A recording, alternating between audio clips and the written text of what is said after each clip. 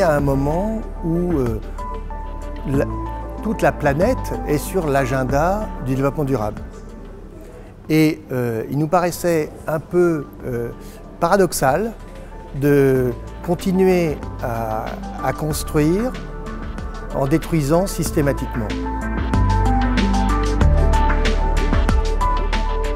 Beaucoup de gens parlent de réhabilitation et nous avons préféré parler de transformation comme acte de création parce qu'il y a quelque chose de plus, j'allais dire, plus profond, de plus positif et qui dépasse la simple question de la mise aux normes, de la mise en conformité qui est aussi une obligation absolue. Mais on a voulu absolument mettre le projecteur sur ce qu'était la démarche d'un architecte dans la relecture d'un lieu.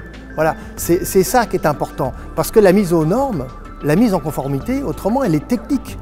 Donc ça dépasse largement la technique, c'est se reposer des questions justement sur comment ce bâtiment a été construit, pourquoi il l'a été et comment on peut le réinitialiser, comment on peut le réactiver, comment on peut réinjecter un nouveau contenu, un nouveau programme.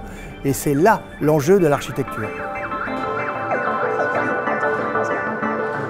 Le CAUE que je remercie a donc travaillé sur des cas qu'il a choisis et donc à chaque fois, à chaque itinérance, l'exposition s'enrichit de sujets locaux où on voit bien que déjà cette démarche est à l'œuvre. Après, ce que les architectes, mais pas seulement les architectes, surtout les décideurs économiques, les décideurs politiques, les acteurs du territoire peuvent s'emparer du sujet et se dire « Ah, comme à Berlin, comme à São Paulo, comme à Paris, comme à Marseille ou comme à Toulouse, vous voyez bien que ces sujets-là sont à l'œuvre. »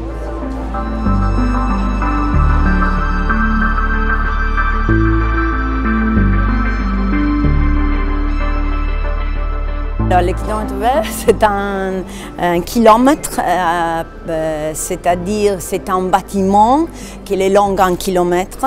C'est appelé Corviale, c'est un quartier de Rome, c'est un symbole du problème de la périphérie de banlieue. Et alors, nous avons fait un projet particulier. Je fais un projet peu divers et je fais des logements, mais je pris des espaces pour l'activité commune et je fais logement, activité commune, logement, activité commune. Et alors je fais symboliquement, métaphoriquement, les verts c'est la couleur de la transformabilité, de la durabilité, de la progression sociale, mais aussi l'hypothétique énergie qui ces nouveaux étages peut faire dans les bâtiments. Non?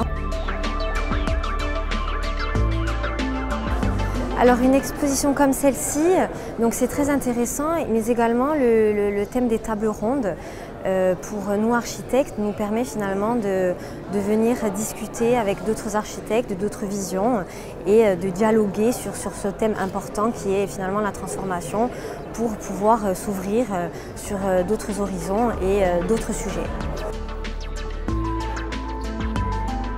Mon approche donc, du patrimoine bâti corse, c'est vraiment une approche qui est plutôt globale.